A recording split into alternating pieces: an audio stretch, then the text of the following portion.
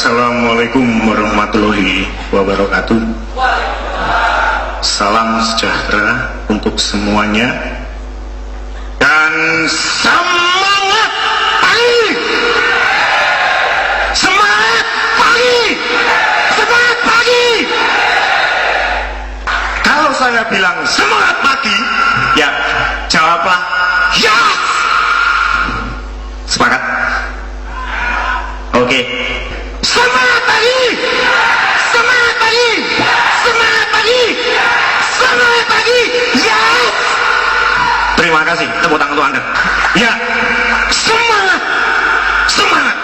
Itulah yang kita butuhkan hari-hari ini dan tentunya juga hari esok. Semangat. Sekali lagi adalah semangat. Ya. Bencana demi bencana, cobaan demi cobaan, musibah demi musibah melanda Indonesia, baik dalam skala besar mungkin dalam skala kecil. Biarkan kita kehilangan rumah, tetapi katakan tidak untuk kehilangan semangat. Biarlah kita kehilangan keluarga yang dicintai mungkin, ya, tapi katakan tidak untuk kehilangan semangat. Mungkin kita kehilangan pekerjaan kita kena PHK dan sebagainya, tapi sekali lagi katakan tidak untuk kehilangan semangat.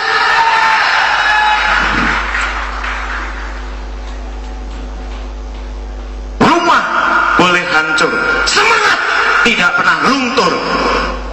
Harta kita boleh hilang, jadikan tantangan mendatang. Semuanya boleh luluh lantak, tapi kita tidak kehilangan semangat untuk menuju hari depan yang jauh lebih baik.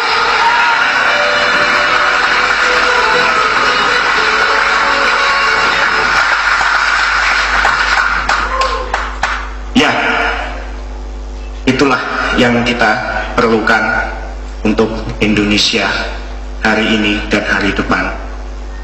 Karena harta yang paling berharga di dunia dan harta yang harus selalu kita pegang sampai puncak karir kita apa? Mati. Itu adalah puncak karir. Puncak karir bukan profesor kalau dosen. Puncak karir bukan crown diamond kalau distributor. Puncak karir bukan direktur kalau di sebuah perusahaan. Puncak karir kita adalah mati. Dan yang harus kita pegang hingga ajal menjemput kita dan harta yang paling berharga hanyalah iman dan semangat.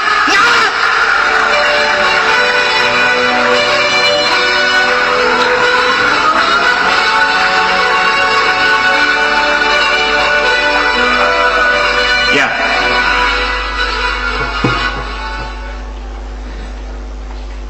Indonesia sudah cukup lama merdeka.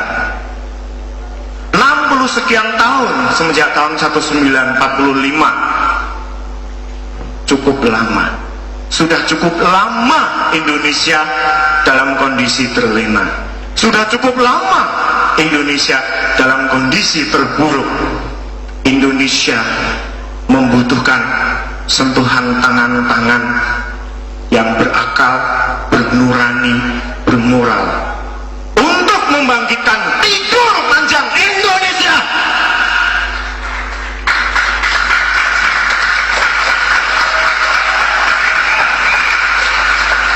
Bangkit dan berdiri untuk bangsa dan negara kita.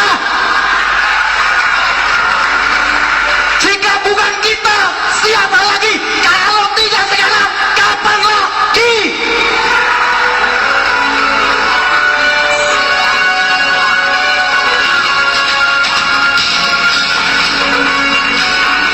Berapa lama kita menunggu? 60 tahun, 100 tahun, 200 tahun. Jika kita tidak melakukan apapun, kita tidak take action, mimpi hanya tinggallah mimpi belaka, dapat dipastikan. Oleh karena itu, PT Natural Nusantara mengajak kepada semua pihak, mengajak kepada semua yang masih mempunyai komitmen, yang masih mempunyai mimpi, yang masih mempunyai semangat untuk menuju Indonesia makmur raya berkeadilan, mari bersama-sama bergandengan tangan, bahu membahu.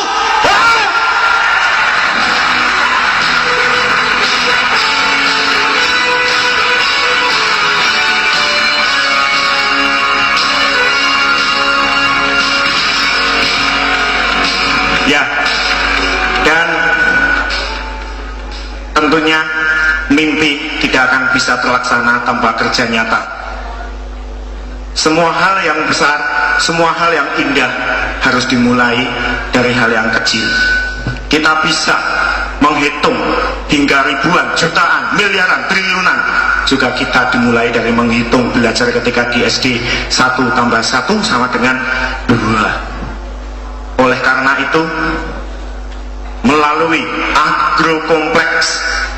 agrokompleks pertanian, peternakan, perikanan, perkebunan, dan semua hal yang terkait, kami mempunyai mimpi bahwa dengan agrokompleks, satu-satunya bidang yang dapat menjadi andalan bagi Indonesia di era globalisasi, kita bisa mewujudkan Indonesia makmur raya berkeadilan. Amin.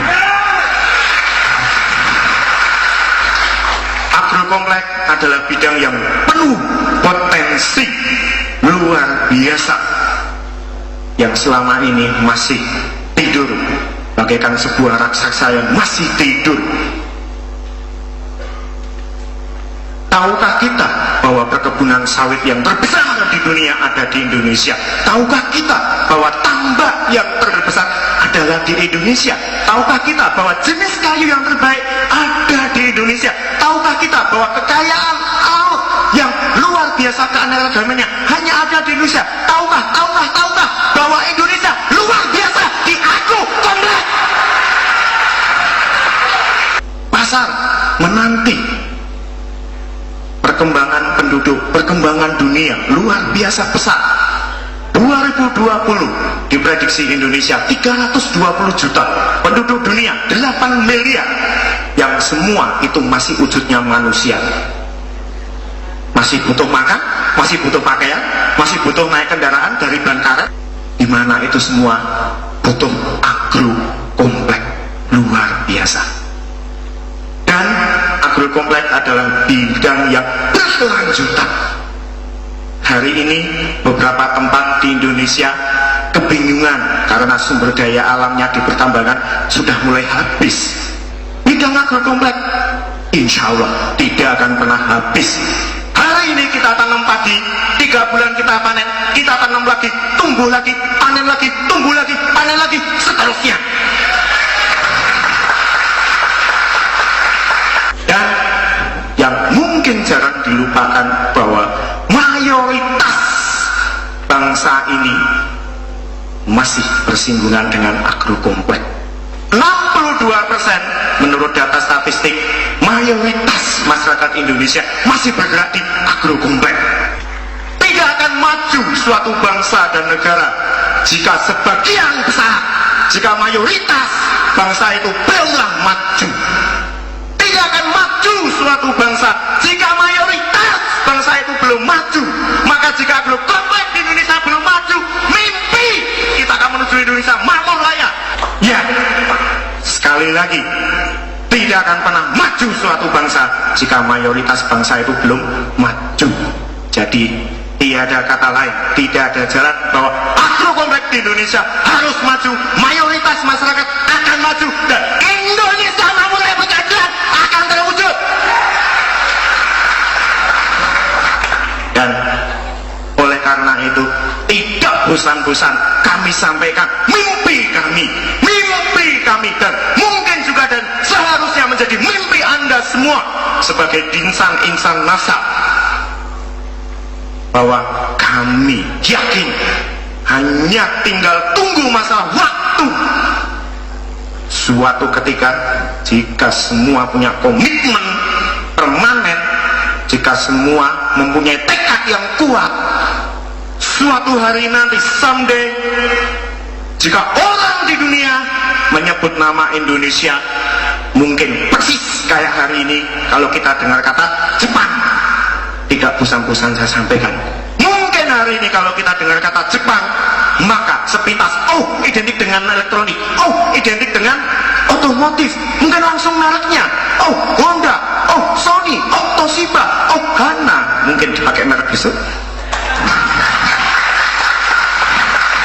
Dan Jepang sudah membuktikannya. Maka kami kepingin, kami ingin suatu ketika di dunia, jika orang dengar kata Indonesia, Indonesian, this is the best for Astro Compact.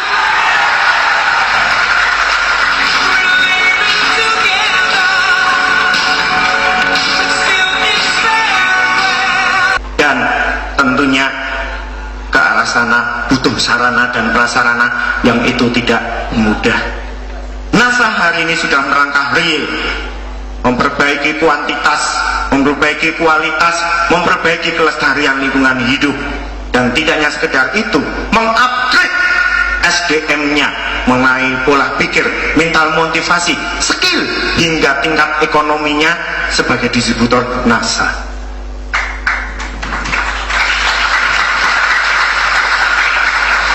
Oleh karena itu, dalam kesempatan yang baik ini, ya, kami tetap punya komitmen untuk membackup Anda semua dengan teknologi, dengan riset yang kami jalankan dengan sungguh-sungguh. Mungkin sudah merasa puas, jangan khawatir, itu baru Pentium 1, Pentium 7 sudah kami siapkan. Kami tidak berjanji, tapi kami punya komitmen kuat, kami berikan garansi. Ya, yang jelas hari ini sebenarnya saya ingin menyampaikan bahwa bisnis jangan hanya sekedar profit, bahkan lebih jauh dari itu, bekerja apapun jangan hanya sekedar profit, duit, ya, uang apa sajalah, sama saja kok, ya. Saya ingin menyampaikan bagaimana ya bekerja dan berbisnis di era zaman baru, bagaimana berbisnis dan bekerja di era milenium. Ya, artinya apa? Ya, bahwa keserakahan, ya, mengejar profit oriented belum tentu akhirnya akan berakhir bahagia. Karena apa? Zaman sudah berubah.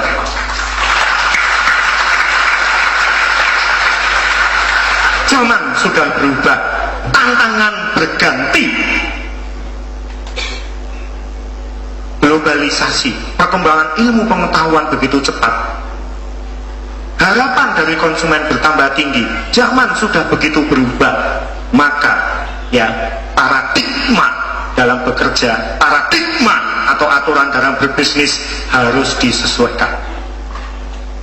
Ada tiga tahap dalam perkembangan bisnis, dalam seseorang dalam bekerja. Tahap yang pertama adalah bahwa bekerja atau bisnis pisahkan dengan yang namanya moral. Bekerja dan bisnis pisahkan dengan yang namanya spiritual. Soalnya apa? Itu tidak bisa dipertemukan, itu bertentangan ya antara kerja bisnis dan moral dan spiritual. Ya, kadang bisnis harus menyikut kiri, menyikut kanan, ya, injak ke bawah, begitu ya. Kerja juga mungkin gitu untuk mencari posisi ya, menanduk ke atas, padahal kita nggak punya tanduk ya. Nah, maka ini nggak sesuai dengan spiritual, ini nggak sesuai dengan moral, pisahkan saja.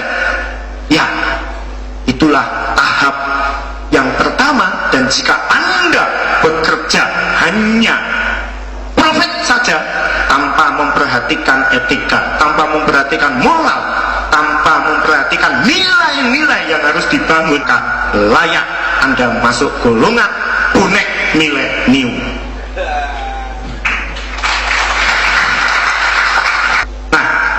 selanjutnya adalah bahwa bekerja, berbisnis, berusaha, ya tahap penyeimbangan. Kalau tadi tahap pemisahan, penyeimbangan. Oke, dalam bekerja dan berbisnis masih menggunakan cara-cara yang itu tidak memperhatikan etika, tidak memperhatikan aturan, hanya profit oriented terus, ya. Tetapi ya ketika sudah mendapatkan, sebagian disumbangkan untuk kegiatan sosial, sebagian disumbangkan untuk keagamaan. Wah, tak bersihkan, ini tak bersihkan. Toh saya kan sudah menyumbang untuk kebaikan, saya nggak peduli caranya mendapatkan bagaimana, caranya mendapatkan dari mana. Yang penting ketika saya dapatkan, saya kasihkan untuk kegiatan keagamaan, sebagian lagi untuk saya. Nah, jika itu yang terjadi di diri dan kehidupan Anda, maka Anda masuk dalam golongan Robin Hood milenium.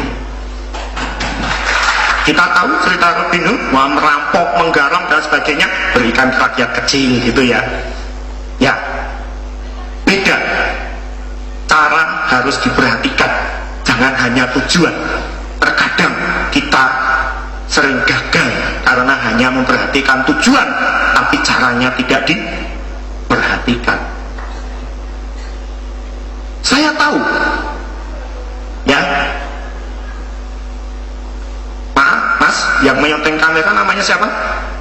Oke, anggaplah ini adalah Mas Arjuna Gagal. Saya tahu Mas Arjuna dari pagi tadi berdiri, ya, menyoteng, ya, kena lampu sorot, itu panas, itu haus. Saya tahu dia haus, dan saya punya niat baik, apa? Memberikan minum ke Mas Arjuna, ya, baik sampai di situ ya. Saya ambil air minum, ya, saya datang, saya berikan, ya. Tetapi saya memberikannya, maaf, tidak dengan tangan, tapi nyoh dengan kaki. Kira-kira Mas Arjuna mau terima nggak mas? Sehaus apapun tidak diterima, tampel gitu, malah mungkin berkelahi.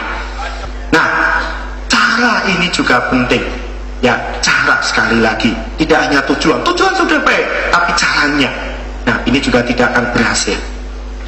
Nah, oleh karena itu dalam bekerja, dalam berbisnis, dalam berusaha, apapun bidang pekerjaan Anda, termasuk dalam menjalankan bisnis NASA ini, tentu harus mempunyai satu acuan dasar, tentu harus mempunyai satu fundamental, di mana acuan dasar dalam bekerja ini harus memenuhi aspek dan kodrat manusia yang berakal dan bernurani. Maka maaf, Anda harus bekerja dengan anumu. Saya tidak kuno ya. Jadi bekerja dengan anumu, yaitu bekerja dengan akal dan nurani mulia. Jangan menyimpang dulu mikirnya. Ya.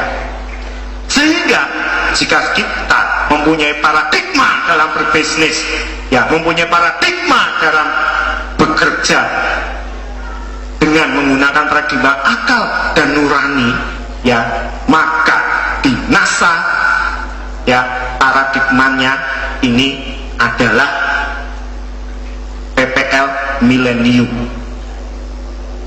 Nah ini, kenapa saya sebut PPL milenium?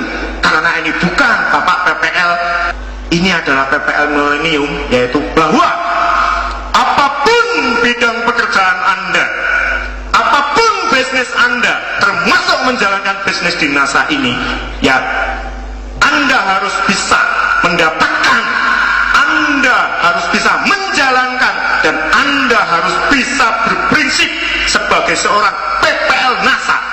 P yang pertama adalah profit, P yang kedua adalah pengetahuan, L-nya adalah leluasa, N-nya adalah nama baik, S-nya adalah silaturahmi, dan terakhir A-nya adalah amal.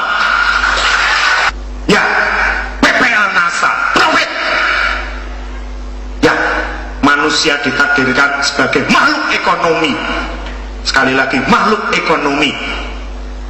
Tentu kita bekerja, tentu kita berbisnis, tentu kita berusaha. Profit yang kita cari. Kalau orang bekerja, gaji. Kalau orang berbisnis, keuntungan. Kalau distributor NASA, rabat atau bonus. Bukankah demikian? Bukankah demikian? Wah, ada yang malu-malu, enggak, tapi besok menerima bonus. Loh, cuma 10.000. Loh, katanya nggak nyari profit. Oke, kita tidak munafik. Apapun pekerjaan, apapun bidang pekerjaan kita, apapun bisnisnya, kita mencari profit, kita mencari penghasilan. Tetapi yang kami maksud di sini adalah bahwa profit, penghasilan ini harus dimaknai, ini harus dipersepsi, bukan sebagai tujuan, tetapi sebagai sarana. Jadi kita bekerja, apapun pekerjaan kita berbisnis, apapun bisnis kita, mencari profit itu bukan sebagai tujuan, tetapi itu adalah sarana. Karena pastilah beda ketika seseorang bekerja menjadikan profit atau penghasilan itu sebagai tujuan dan menjadikan profit itu sebagai sarana. Jika kita bekerja apapun juga itu menjadikan profit itu sebagai tujuan, maka cepat atau lambat ya akan mudah menyimpang dan akhirnya menghalalkan segala cara. Yang penting profit, penghasilan saya dapat. Kalau seorang bekerja akan korupsi, kalau seorang berbisnis akan menipu rekannya, kalau seorang disiplin rasa, bajak jaringan orang, jual harga di bawah hitung-hitungan perusahaan, dan lain sebagainya. Ya, itulah mempersepsi profit hanya sebagai tujuan. Maka, jika kita bekerja, hanya tujuannya itu hanya mencari profit, mencari keuntungan, maaf, sekali lagi saya katakan, maaf, ya, maaf. Apa bedanya dengan garong dan rampok? Dia juga mencari uang kok.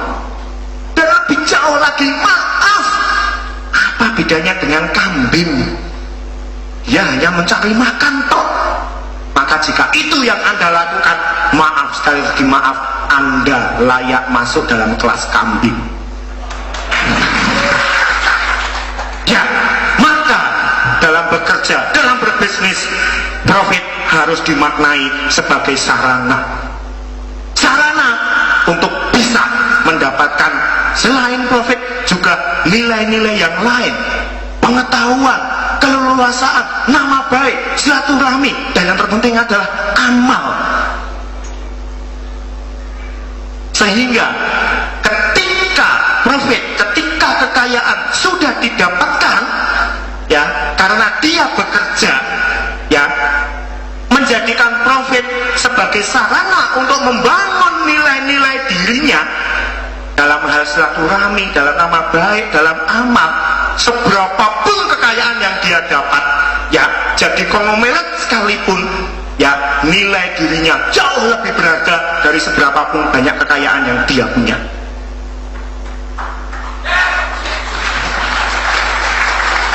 Tetapi maaf, bagi pihak yang menjadikan profit sebagai tujuan dan menghalalkan segala cara, ya, dan dia akhirnya mendapatkan, walaupun rumahnya mewah, mobilnya mewah, tanahnya banyak, dan itu semua berharga, tapi maaf, dirinya tidak berharga.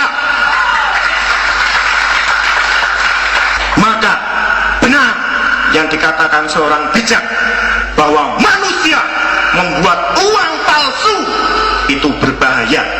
Tetapi yang jauh lebih berbahaya, uang yang membuat manusia jadi palsu.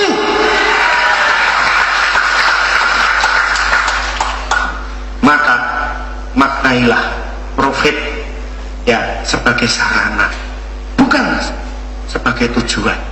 Beda, pastilah beda. Boleh kita ingin mobil Mercy, boleh, ya, tapi jangan jadikan itu sebagai tujuan, jadikan sebagai sarana, karena hasilnya akan beda. Ketika kita punya keinginan, saya pengen punya mobil Mercy, dan itu dijadikan tujuan, bukan sarana, ya, maka ketika keinginan itu tercapai, dapat dipastikan kita akan mengendarai mobil Mercy kita dengan angkuhnya, dengan sombongnya.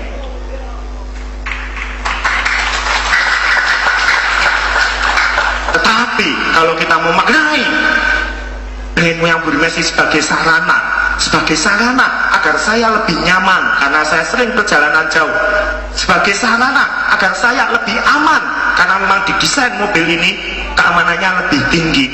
Dan jika itu tercapai, maka kita betul-betul akan menggunakannya sesuai dengan tujuannya, dan tanpa kita minta, prestis diri kita pun juga akan terikut. Jika kita menanam rumput, maka padi belum tentu ikut, tapi kalau kita nanam padi, rumput pastilah ikut. Ya, jadi prestis itu adalah rumput. Anggaplah prestis itu rumput saja, ya, bukan padinya, jangan dibalik. Profit harus didapatkan apapun bidang pekerjaan Anda, apapun profesinya, termasuk dalam bisnis NASA, tapi maknailah ini sebagai sarana. Nah, selain profit, ya tentu yang lain juga harus didapatkan. Di NASA, apa yang Anda bisa dapatkan dengan profit? Jelas, hari ini peringkat ya sudah ada yang mencapai double diamond dengan penghasilan puluhan bahkan ratusan juta.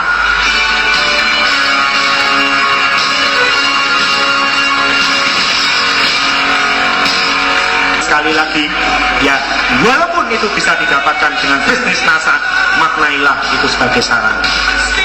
Setelah profit, P yang kedua adalah pengetahuan. Ya, pengetahuan. Pengetahuan adalah investasi.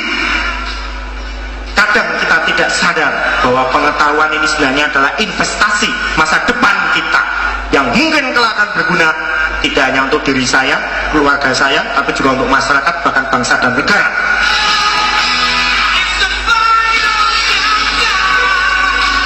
Mungkin kita sudah cukup puas dengan pendapatan, dengan profit, apapun profesi kita yang sudah kita dapatkan, tapi tanpa diimbangi dengan kepuasan mendapatkan peningkatan pengetahuan, maka cepat atau lambat profit yang kita dapatkan pun juga akan menurun, atau meningkat pun akan lambat. Karena apa? Perkembangan zaman begitu cepat. Kita tidak hanya bisa ya bekerja mengandalkan ilmu, mengandalkan pengetahuan yang itu saja. Kita harus makin bertambah pengetahuan. Hari ini harus lebih baik pengetahuan kita daripada hari kemarin, dan hari esok itu harus lebih baik daripada hari ini.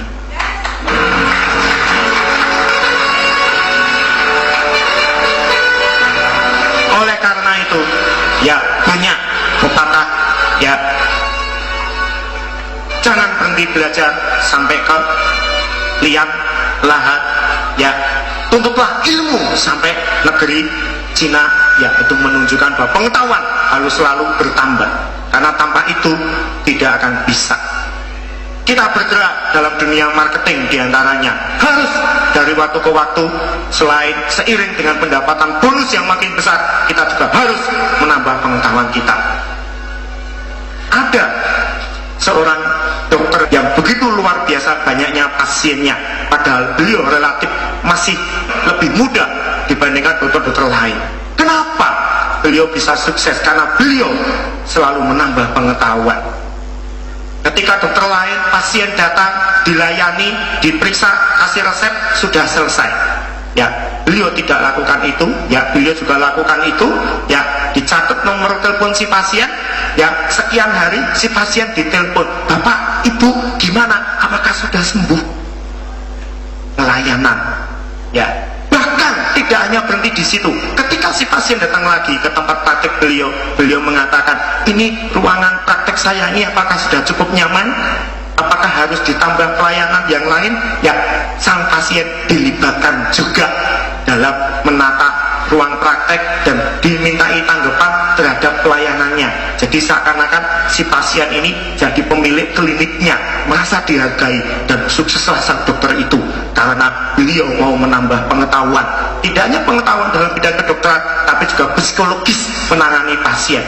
Maka jika Bapak Ibu menjadi seorang distributor, tidak hanya cukup penghasilan Anda saja yang bertambah, tapi pengetahuan harus ditambah, pengetahuan harus meningkat.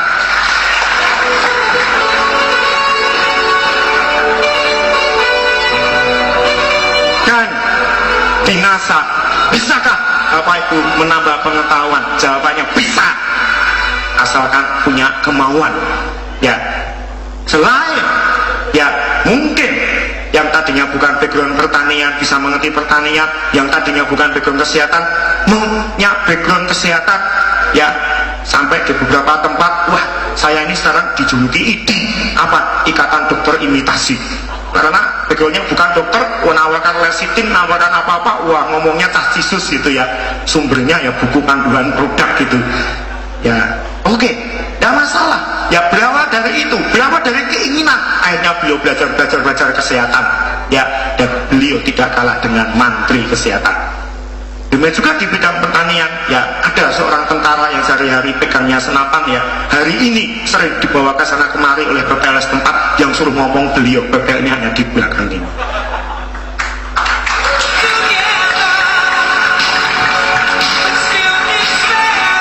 Ya, pengetahuan, ya selalu ditambah, selalu ditambah.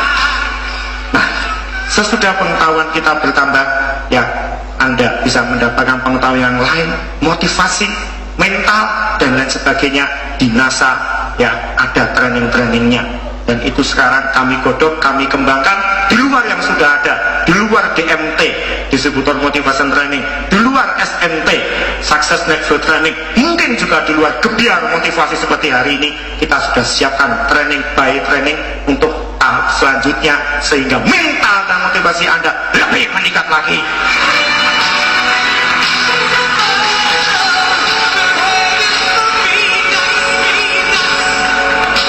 Dan sesudah pengetahuan, L-nya PPL adalah leluasa.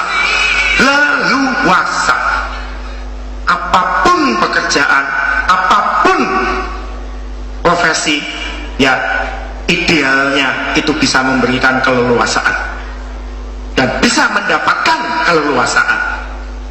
Leluasa mengembangkan diri dalam hal mental motivasi, leluasa mengembangkan ilmu, leluasa mengembangkan pertemanan, ya leluasa waktu, dan tentunya juga leluasa mengembangkan karir. Nah, ini seharusnya bisa didapatkan.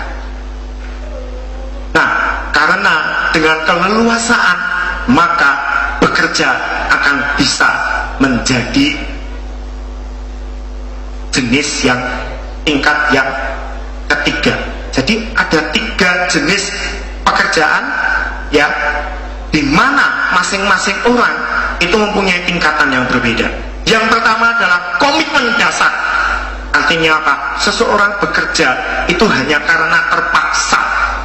Jadi dia bekerja itu karena terpaksa harus bekerja, terpaksa harus cari uang. Dia tidak bisa menikmati apa yang dia kerjakan, ya terpaksa. Dan pekerjaan ini pun juga seadanya, daripada saya nganggur, ya. Yang kedua, ya adalah komitmen emosional, di mana seseorang bekerja, ya itu dia sudah tidak lagi ya mengalami keterpaksaan, bahkan ya terkadang dia tidak mikir untung atau rugi, ya. Nah, dan komitmen yang terakhir adalah komitmen spiritual. Artinya seseorang bekerja ya sudah merasa bahwa pekerjaan ini adalah hidupku, pekerjaan ini adalah panggilan jiwaku, dan saya bekerja juga serasa saya bermain, sehingga dalam menjalani profesi ya bisa dengan enjoy, bisa dengan nikmat tanpa keterpaksaan. Nah, seharusnya kita bisa menjadi tingkat yang ketiga. Apapun bidang pekerjaan Anda, termasuk dalam bisnis NASA ini, ya jadikan ini sebagai komitmen spiritual Anda.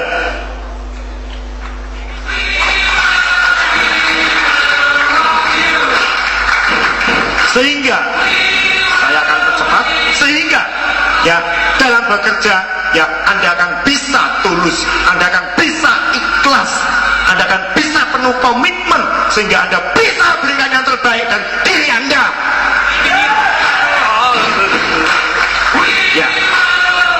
Tetapi jika Anda sekarang dalam tahap Anda bisnis NASA, atau mungkin di pekerjaan Anda sekarang ya masih berada di tahap komitmen dasar, ya janganlah Anda berkeluh kesah.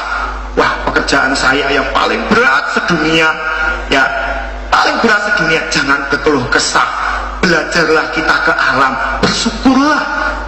Ya, tidakkah kita malu pada seekor nyamuk, di mana dalam menjalani profesinya sebagai si penghisap darah, ya menjalani profesinya sebagai si penghisap darah, dia harus menempuh resiko yang luar biasa hebat sampai kematian, mulai dari ditepuk oleh Anda hingga mati sampai lalu ditangkap. Ya, kita dalam bekerja resiko tidak sebesar itu, betul? Seberat apapun pekerjaan, Anda tidak mengorbankan nyawa Anda, betul? Ya, maka janganlah Anda berkeluh kesah, bersyukurlah. Nama baik, nama baik NASA, nama baik ya ini seharusnya harta. Jadi nama baik ini harta, yang namanya harta harus dijaga. Dan nama baik ini adalah modal apapun dalam kita bekerja, entah bekerja di kantor, entah bekerja di bisnis. Karena tanpa nama baik, maka dalam sekejap semuanya bisa hilang, kalir bisa mandek, bahkan dipecat, bisnis bisa musnah karena kita tidak mampu menjaga nama baik. Kita hanya melakukan sesuatu yang sifatnya jangka pendek, dan itu menguntungkan kita dengan menghalalkan segala cara sehingga nama baik kita terkorbankan.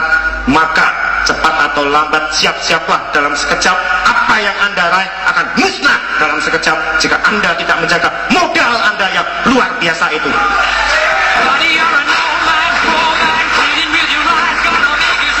Jika Anda tidak bisa menjaga nama baik Anda sebagai seorang upline, apalagi sebagai seorang leader, ya maka Anda akan ditingkatkan, Anda akan ditinggalkan oleh downline Anda, dan Anda menjadi seorang yang tidak berarti lagi. Nama baik luar biasa harus Anda jaga sampai kapanpun juga. Jagalah modal Anda yang luar biasa ini, nama baik.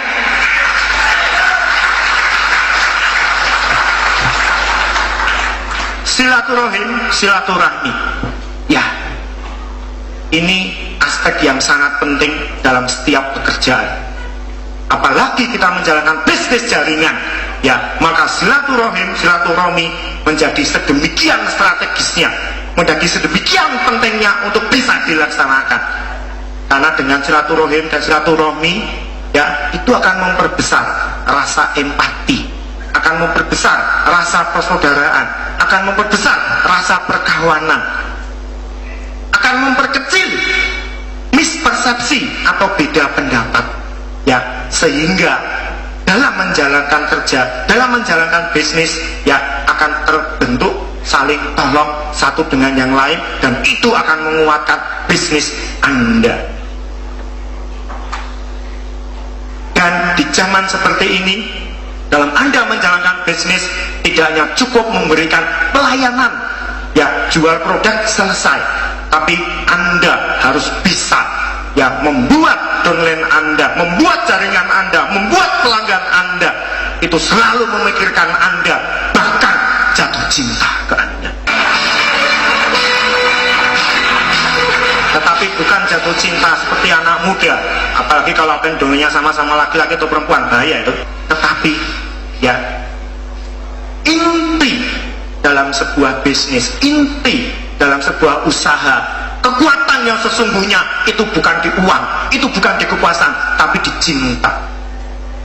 Kadang kita bekerja, kadang kita berbisnis, ya kalau kita bisa membuat dicintai oleh orang-orang di sekitar kita, maka mereka akan dengan rela, mereka akan dengan segala daya upayanya mendukung kita untuk kita bisa sukses.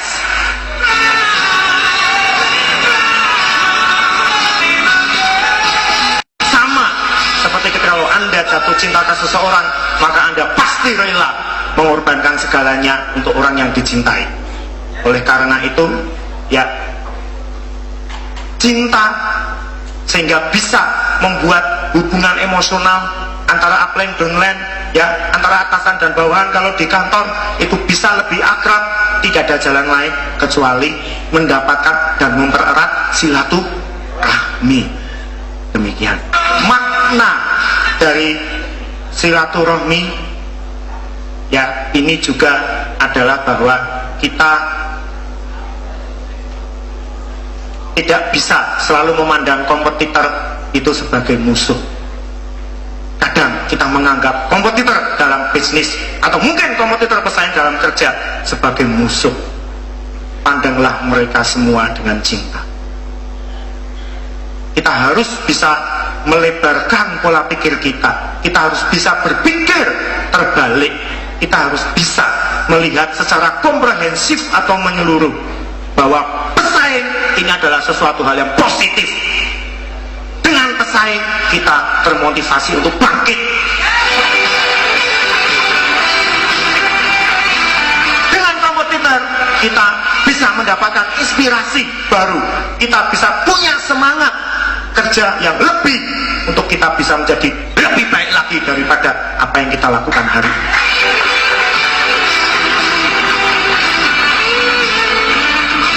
Dan kita harus bisa melihat bahwa dengan kompetisi, dengan kompetitor itu juga akan membuat hati dan otak kita menjadi leluasa ketika kita menjadi seorang pemenang. Banggakah saudara, ya, balap karung Anda menang tapi sendirian, tidak ada musuhnya? Banggakah Anda walaupun ada musuhnya tapi Anda balap karung dengan anak TK? Ya, maka pandanglah kompetitor dengan positif. Walaupun Anda juara 3 balap karung, tapi lawan saya adalah raksasa-raksasa, saya bangga.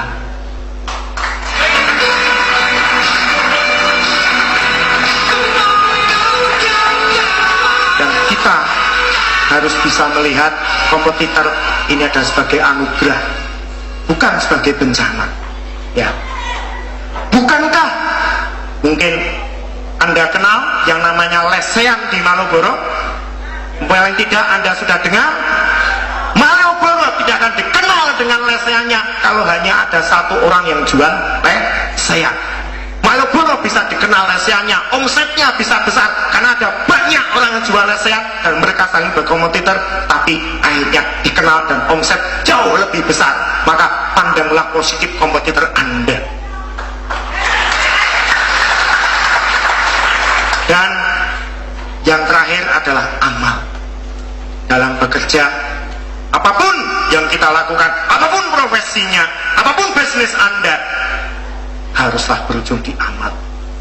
Karena insya Allah ini yang akan kita bawa hingga mati puncak karir yang tertinggi.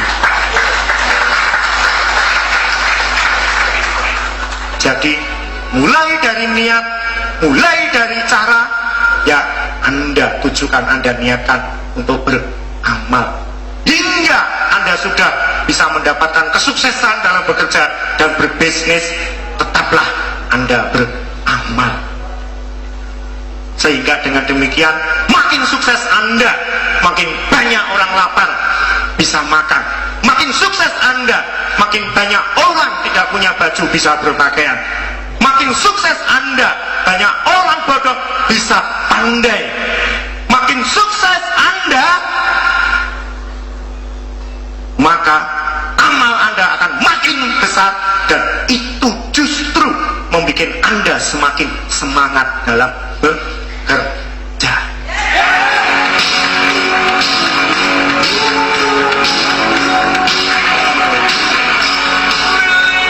Ya, jika Anda tanya siapa orang yang paling kaya di dunia, ya, maka jawab saya adalah orang yang paling banyak mendistribusikan apa yang sudah dia dapatkan.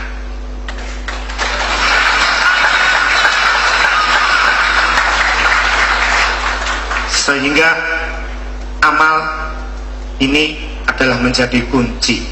Karena dengan demikian, apapun yang terjadi di kehidupan kita, ya, kita akan selalu punya motivasi bahwa saya bekerja tidak hanya sekedar profit, tapi juga hal-hal yang lain.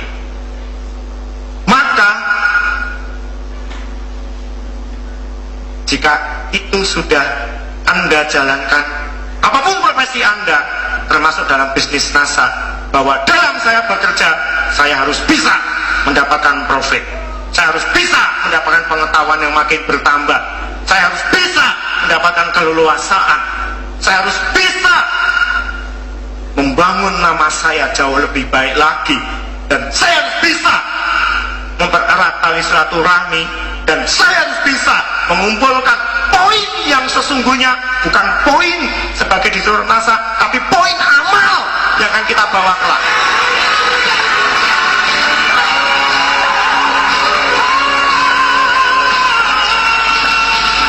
Maka Anda baru bisa disebut sebagai manusia sesungguhnya.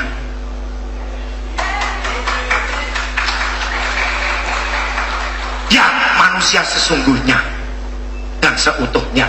Karena kalau hanya bekerja mencari profit, ingat, kelasnya kelas kambing.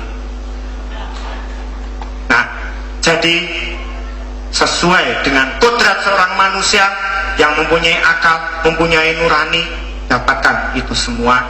Ya, dan di NASA Anda bisa dapatkan itu semua. Anda bisa dapatkan penghasilan, Anda bisa dapatkan profit, Anda bisa dapatkan rabat, Anda bisa dapatkan pengetahuan di NASA, Anda bisa dapatkan keleluasaan dalam mengembangkan karir, Anda bisa punya keleluasaan waktu ketika Anda sudah mencapai crown diamond, Anda bisa menjaga nama baik Anda dan justru lebih meningkatkan nama baik Anda. Anda sudah membantu banyak orang yang menganggur, dolen-dolen, Anda sudah banyak membantu para petani, nama baik Anda makin harum.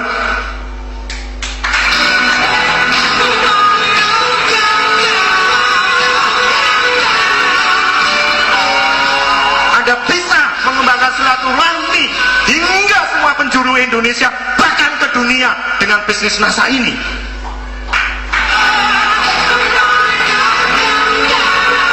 Dan Anda bisa membuat sumur amal Anda dengan Anda sudah membantu banyak orang, dan insya Allah dengan bersama-sama kita dengan NASA, ya, amal kita akan membawa Indonesia menuju masa depan yang lebih baik, menuju makmur raya berkeadilan.